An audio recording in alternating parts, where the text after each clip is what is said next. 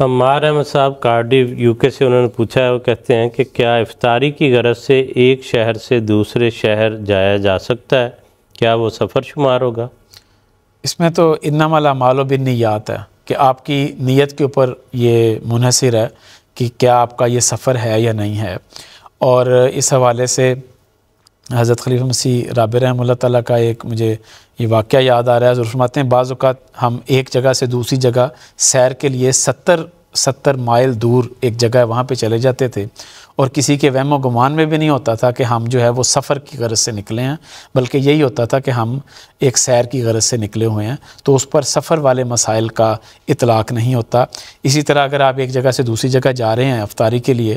تو اس پر سفر کا اطلاق تو نہیں ہوگا، لیکن یہ بات بہرحال ضروری ہے کہ اتنے لمبے سفر جب آپ کر کے افطاری کے لیے جائیں گے تو اس کا نتیجہ یہ نکلے گا کہ آپ گھر کسی کے ہاں جائیں گے، ان گھر والوں کا بھی سارا دن جو ہے وہ افطاری بنانے میں، افطاری تیار کرنے میں لگا ہوگا۔ پھر آپ جب جائیں گے، نماز اگر پڑھ بھی لیتے ہیں آپ اور پھر واپس آتے ہیں تو واپس آتے ہوئے پھر آپ کا 1-2 گھنٹہ اگر گھنٹے کی ٹریولنگ ہے تو پھر آپ آئیں گے تو آپ کا گویا ایک تھکاوٹ بھی ہوگی، جس تھکاوٹ کی وجہ سے ممکن ہے کہ صبح کی جو عبادت ہے اس کے لیے آنکھ نہ کھل سکے۔ تو یہ کوئی بہت اعلیٰ طریق نہیں ہے، پسندیدہ طریق نہیں ہے، اور خلفاء نے اس سے منع بھی فرمایا کہ آپ اتنی دور افطاری کے لیے جو ہے وہ ٹریول کر کے جائیں،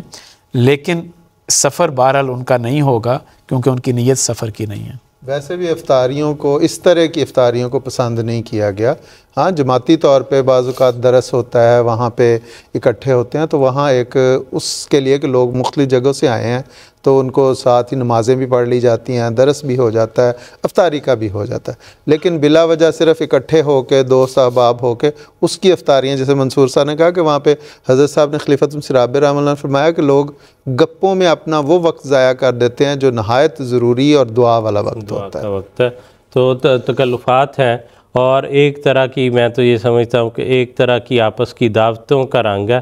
کہ آپ میری افطاری کریں، میں آپ کی افطاری کرواؤں گا، پھر ایک دوسرے سے حضور نے فرمایا مقابلے ہوتے ہیں، اس میں کر 11 مہینے ہوتے ہیں، اس میں دعوتیں ہونی چاہیے، کر لیں۔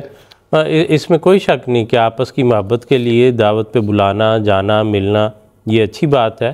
لیکن اگر اس کی وجہ سے جو روزے کی اصل غرض ہے، عبادات ہے، ذکر الہی ہے، درس ہے، دعاؤں کا وقت ہے، اور نماز باجماعت اٹ سیلف ہے، اکثر ان افطاریوں پر میں نے دیکھا ہے وہ مغرب کی نماز بھی لوگ جو ہے وہ نہیں پڑھ رہے ہوتے، تو اس لیے پھر اس کا کوئی مقصد نہیں ہے، اس کا حیثیت نہیں نظر آتی۔